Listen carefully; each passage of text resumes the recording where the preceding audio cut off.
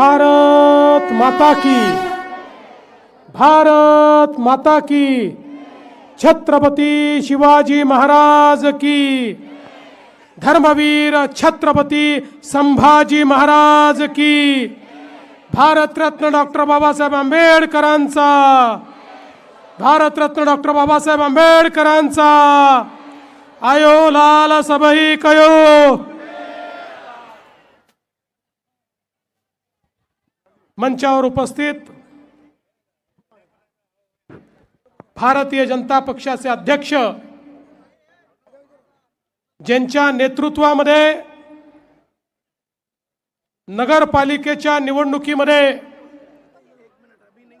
Bharatiya Janata party महाराष्ट्रात number 1 चा पक्ष झाली आणि आता ज्यांच्या नेतृत्वामध्ये महानगरपालिकेतही भाजपा पहिल्या नंबरचा पक्ष होणार आहे, ते आपले महाराष्ट्राचे अध्यक्ष रवींद्र चव्हाणजी, आमच्या उल्हासनगरचे लोकप्रिय आमदार कुमार ऐलानीजी, सन्माननीय आमचे आमदार किसन कथोरेजी, आमदार सुलभाताई गायकवाड, माजी आमदार नरेंद्र पवार, राजेश भाई, तेजश्रीताई करंजुले, गुलाबराव करंजुले, उद्धव भाई रूपचंदानी, प्रदीपजी रामचंदानी, धनंजय बोडारे, नरेंद्र राजानी, मनोहर खेमचंदानी, चरण सिंग टाक, अमर लुंड, या ठिकाणी मंचावर उपस्थित सर्व मान्यवर आणि मोठ्या संख्येने उपस्थित असलेल्या माझ्या तमाम लाडक्या बहिणींनो आणि तितक्याच लाडक्या भावांनो, आज उल्हासनगरच्या निवडणुकीच्या निमित्ताने आपण सगळे या ठिकाणी एकत्रित आलो आहोत। चुनाव उल्हासनगर के उम्मीदवारों के भाग्य का चुनाव नहीं है, ये उल्हासनगर वासियों के भाग्य का चुनाव है। उल्हासनगर कैसा होगा, उसका अस्तित्व कैसा होगा, इसका विचार करने के लिए चुनाव 15 तारीख को संपन्न हो रहा है। ये उल्हासनगर एक बहुत ही महत्वपूर्ण ऐसा शहर है, विशेष रूप से हमारे जो सिंधी भाई जिस समय विभाजन हुआ, विभाजन की विभीषिका को सहते हुए जो हमारे भाई यहां आए, उन्होंने इस उल्हासनगर में उनको जगह मिली और यहां पर कई परेशानियों को झेलते हुए हमारे सिंधी भाइयों ने यहां पर अपना रैन बसेरा तैयार किया। इस उल्हासनगर में अलग अलग प्रकार के लोग रहते, यहां पर हमारे उत्तर भारतीय भी है, हमारे मराठी लोग भी है, हमारा बहुत बड़ा आंबेडकरी समाज भी यहां पर है। एक प्रकार से हमारे सिंधी समाज के साथ साथ एक बहुत बड़ा हमारा कल्चर यहां पर हमको देखने को मिलता है। और विशेष रूप से अगर हम देखें तो पिछले कई वर्षों में जिस प्रकार से एक शहर के रूप में उल्हासनगर का विकास होना चाहिए था, कुछ कारणों से वो नहीं हो पाया, ये भी हमको ध्यान में लेना होगा। 1996 में ये महानगर पालिका बनी, करीब 30 साल हो गए। 30 साल में कई महानगर पालिकाओं ने जो तरक्की की, उस प्रकार की तरक्की उल्हासनगर में हमको देखने को नहीं मिली। इसका कारण हम सभी लोग जानते हैं। उस समय की सरकारें और यहाँ की महानगर पालिका की सरकारें इनका किस प्रकार का कार्य था ये हम सब लोगों ने देखा। लेकिन मैंने जिंदगी में एक चीज सीखी है, मैं केवल सवाल पूछने वाला आदमी नहीं हूं, मैं जवाब देने वाला आदमी हूं। केवल किसी के ऊपर उंगली उठाने वाला आदमी मैं नहीं हूं, हम क्या कर सकते हैं ये बताने वाला आदमी हूं। परिवर्तन अपने आप से शुरू करना पड़ता है। परिवर्तन की ललक, परिवर्तन की इच्छा ये अगर हो तो इस महाराष्ट्र में और इस देश में मोदी जी के नेतृत्व में 2014 के बाद जो परिवर्तन हुआ है, आप सब वो परिवर्तन देख रहे हैं। क्योंकि जब सत्ता ऐसे लोगों के हाथ में आती है जिनका मिशन ही परिवर्तन है, जिनका मिशन ही विकास है, तो फिर परिवर्तन को कोई रोक नहीं सकता। आप देखिए 70 सालों तक हमारे देश में देश की सरकार कहती थी भारत गांव में रहता है, गांव का विकास यानी भारत का विकास। बात तो सही थी, लेकिन उस समय सरकारें भूल गई कि भारत में शहर भी है, शहर में भी गरीब मध्यम वर्गीय, शहर में भी व्यापारी सब लोग रहते, उनका भी विकास करना होगा। इस बात को सरकारें 70 साल तक भुलाती रही। 70 सालों तक शहरों के विकास की योजनाएं नहीं बनी। शहर बढ़ते गए, जनसंख्या बढ़ती गई, जिसको जहां जगह मिली वो बैठ गया, अतिक्रमण हुए, झोपड़पट्टी तैयार हुई, पीने का पानी का प्रश्न निर्माण हुआ, कचरे का प्रश्न निर्माण हुआ, मैला नालियों से बहने लगा, मच्छरों की तादाद बढ़ने लगी, मलेरिया जैसे रोग बढ़ने लगे। कहने को तो शहर, लेकिन गांव से बदतर हालत हमारे कई शहरों की हो गई। क्योंकि भारत की सरकार में ये विजन ही नहीं था कि शहरों के विकास का भी विचार करना पड़ेगा। लोग शहरों की ओर जा रहे थे क्योंकि शहरों में शिक्षा थी, शहरों में रोजगार था, शहरों में स्वास्थ्य की व्यवस्थाएं थी, लोग जा जाकर बस रहे थे, लेकिन उनके लिए कोई व्यवस्था नहीं हो रही थी। देश में पहली बार 2014 में प्रधानमंत्री मोदी जी की सरकार बनी और मोदी जी ने कहा कि शहरों का भी विकास करना पड़ेगा, गांव का तो विकास करना पड़ेगा, पर शहर में रहने वाला गरीब, शहर में रहने वाला मध्यम वर्गीय, निम्न मध्यम वर्गीय, इसके भी विकास की योजनाएं तैयार करनी पड़ेगी। मोदी जी ने कहा हमारे देश का 65% जीडीपी ये शहरों में तैयार होता है। हमारे यहाँ पर रोजगार का निर्माण ये शहरों में होता है। शिक्षा और स्वास्थ्य की सेवाएं ये शहरों में मिलती है। इसलिए अगर हम शहरों का विकास करेंगे तो हमारे शहरों में बसने वाले जो गरीब है, जो मध्यम वर्गीय है, जो आम आदमी है, उसके जीवन में भी परिवर्तन होगा। और पहली बार भारत सरकार की ओर से शहरों के विकास के लिए योजनाएं तैयार हुई। स्मार्ट सिटी की योजना, अमृत शहर की योजना, स्वच्छ भारत शहरी मिशन, प्रधानमंत्री आवास योजना शहरी मिशन, ऐसी कई योजनाओं के माध्यम से पहली बार हजारों करोड़ रुपए 2014 के बाद शहरों को मिलना शुरू हुआ। हमारे महाराष्ट्र को भी 50,000 करोड़ रुपया मोदी जी ने शहरों के लिए, शहरों में इंफ्रास्ट्रक्चर तैयार करने के लिए यहां पर दिया।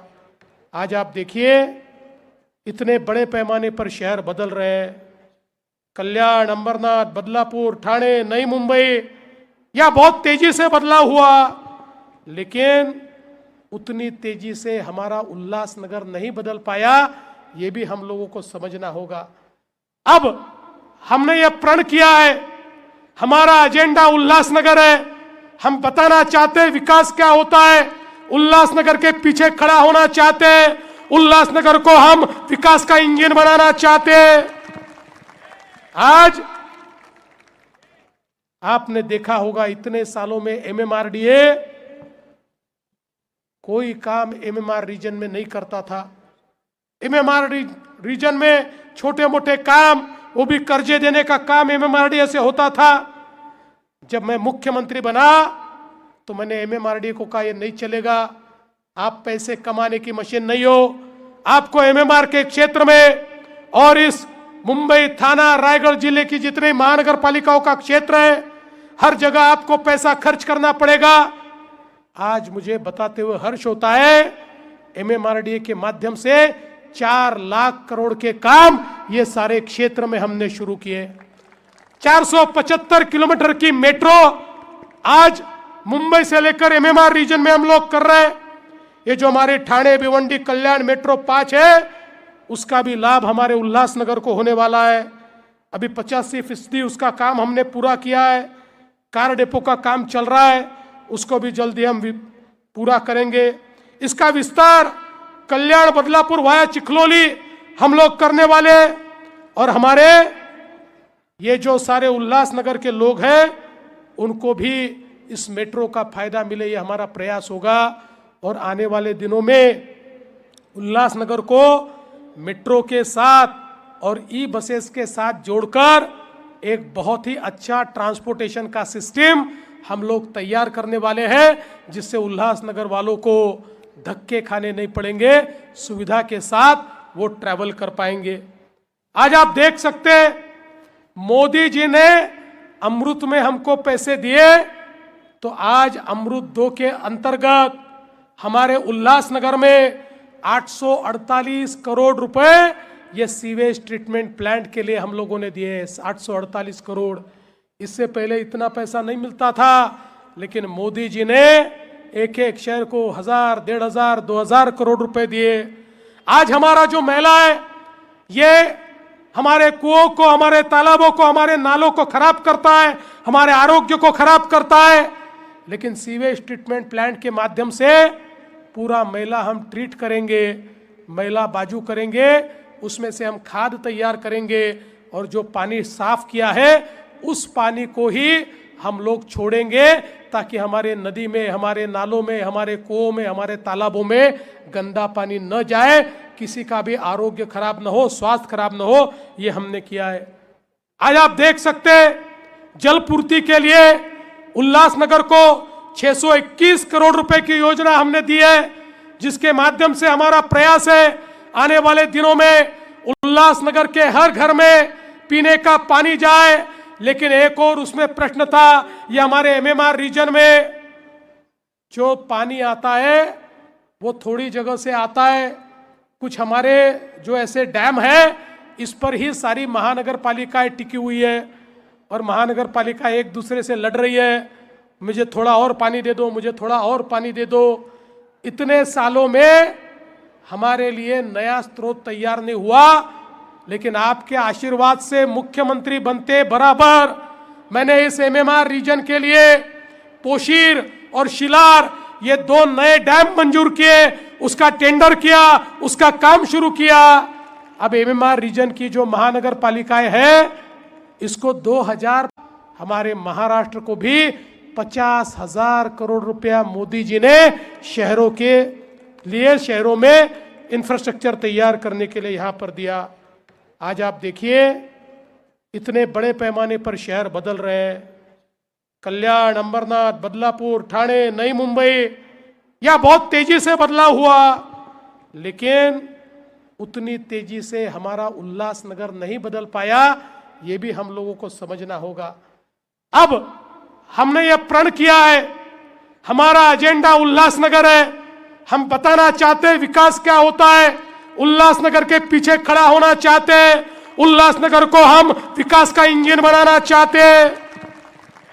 आज आपने देखा होगा, इतने सालों में एमएमआरडीए कोई काम एमएमआर रीजन में नहीं करता था। एमएमआर रीजन में छोटे मोटे काम, वो भी कर्जे देने का काम एमएमआरडीए से होता था।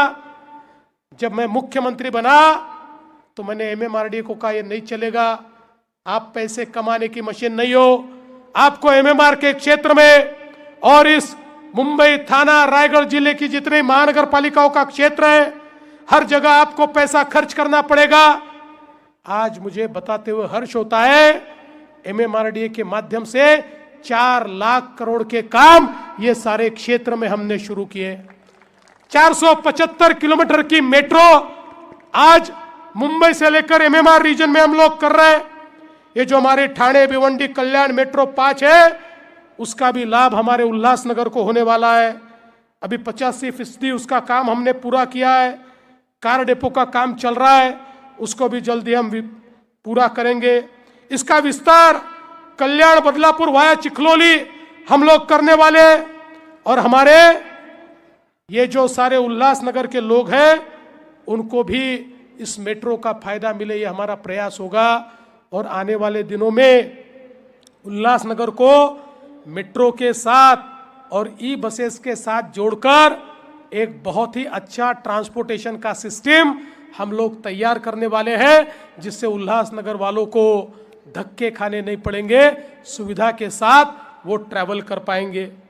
आज आप देख सकते हैं, मोदी जी ने अमृत में हमको पैसे दिए, तो आज अमृत 2 के अंतर्गत हमारे उल्लासनगर में 848 करोड़ रुपए ये सीवेज ट्रीटमेंट प्लांट के लिए हम लोगों ने दिए। 848 करोड़, इससे पहले इतना पैसा नहीं मिलता था, लेकिन मोदी जी ने एक एक शहर को 1000, 1500, 2000 करोड़ रुपए दिए।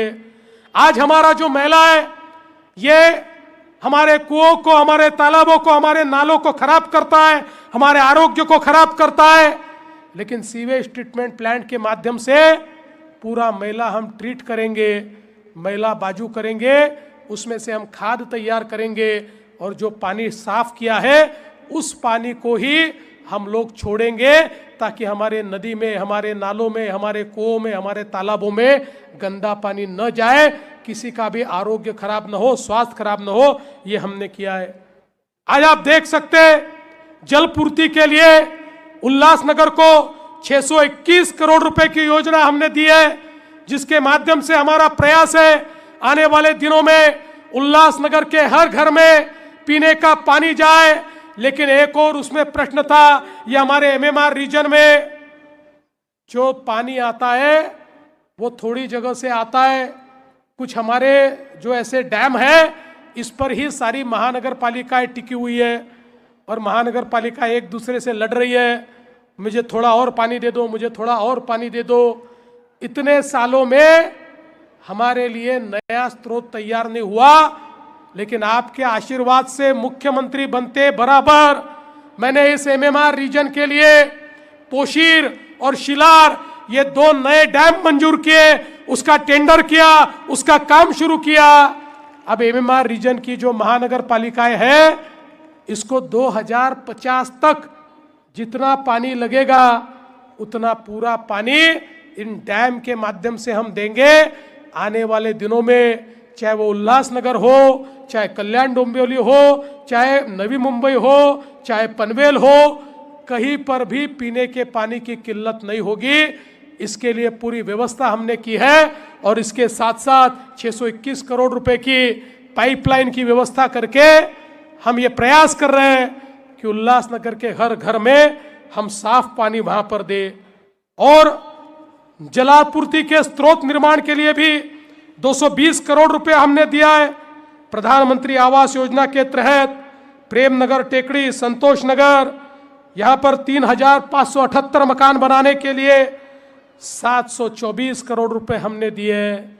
मैं तो कुमार जी आपको कहना चाहता हूँ, हमारे प्रधानमंत्री जी ने अब प्रधानमंत्री आवास योजना के तहत महाराष्ट्र को 30 लाख मकान दिए। 30 लाख, पिछले 1 साल में 30 लाख। अब हमारे उल्लासनगर में जितने गरीब हैं, जो झोपड़े में रहते हैं या गरीब है या बेघर है, इन सब के लिए आप प्रधानमंत्री आवास योजना की स्कीम तैयार कीजिए। आप जितने घर मांगेंगे उतने पूरे घर हम आपको देंगे, कोई गरीब बिना घर का नहीं रहेगा। अब मोदी जी ने उतना पैसा अपने को दिया है। आज आप देख सकते हैं, उल्लासनगर कल्याण बदलापुर स्टेट हाईवे पर जो फ्लाईओवर है उसको 555 करोड़ रुपए हमने दिया, और एमएमआरडीए के माध्यम से 8 रस्तों के कंक्रीटीकरण को 100 करोड़ रुपए हमने दिया है। मैं जब आया तो कुमार भाई मुझसे कहने लगे, भाई साहब आप पहला काम कीजिए, हमारे रास्तों पर बहुत गड्ढे पड़ते हैं, हमारे रास्तों को कंक्रीट का रास्ता बनाइए। कुमार जी, मैं आज ही आपको कहता हूं, आप पूरे उल्लासनगर के डीपी रोड के कंक्रीटीकरण का प्लान तैयार कीजिए। उसको जितना पैसा लगेगा उतना पैसा हम देंगे। उल्लासनगर को बदलकर हमको दिखाना है।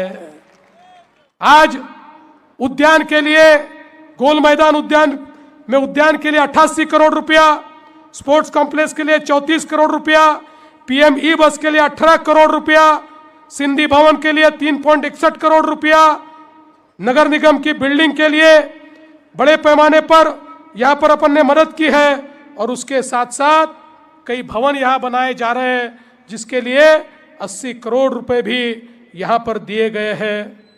हमारे उल्लासनगर में हमारी जो पुरानी बिल्डिंगें हैं जिसको अवैध करार कर दिया गया है, उसका भी एक बहुत बड़ा प्रश्न है। कई बार प्रयास हुए इनको नियमित करने के, लेकिन सारे प्रयास बार बार विफल होते हैं। हम एक नई नीति ऐसी लाना चाहते हैं जिस नीति में नया अनऑथराइज कंस्ट्रक्शन नहीं होगा और पुराने जो लोग हैं उनको हम एक प्रकार से ऐसा इंसेंटिव देंगे कि जिसके माध्यम से उनकी बिल्डिंगों को हम नियमित कर पाएंगे और उनको भी अपना आशियाना दे पाएंगे। इस प्रकार की एक नीति, एक नई नीति उल्लासनगर में लाने का प्रयास हमारे माध्यम से चल रहा है। मैं आपको इतना ही कहना चाहता हूं, एक उन्नत उल्लासनगर का जो यू है वो यू उन्नत के लिए होगा। ऐसा उन्नत उल्लासनगर हम बनाना चाहते हैं जहां पर एक प्रकार से सभी सुविधाएं हम ला पाए।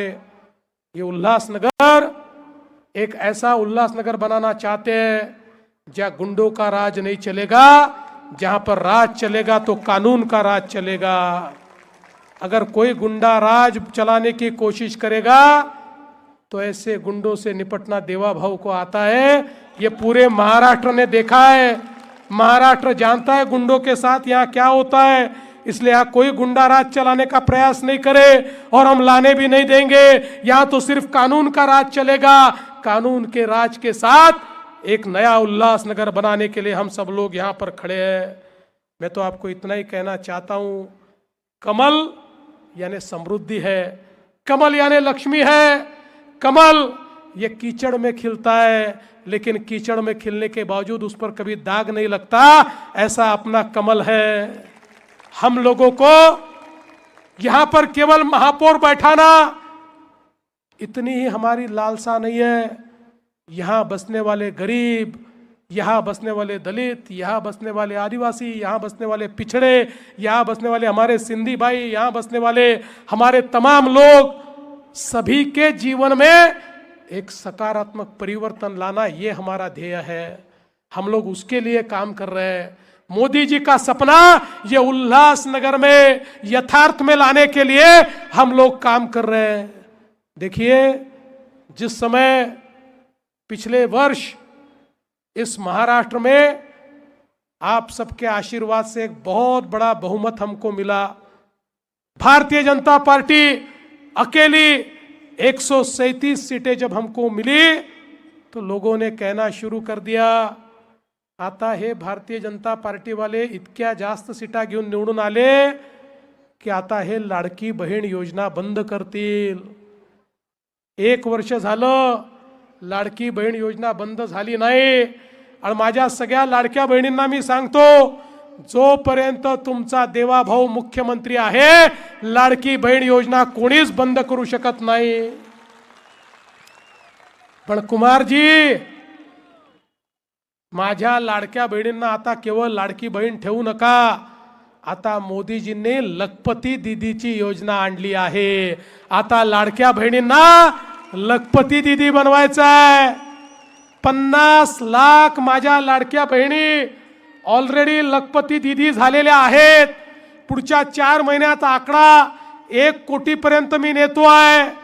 उल्लासनगर मध्येही महानगरपालिका निवडून आल्यानंतर माझ्या तमाम लाडक्या बहिणींना या ठिकाणी लखपती दीदी बनवण्याची जबाबदारी तुमच्यावर आणि या महानगरपालिकेवर मी टाकून जातो आहे।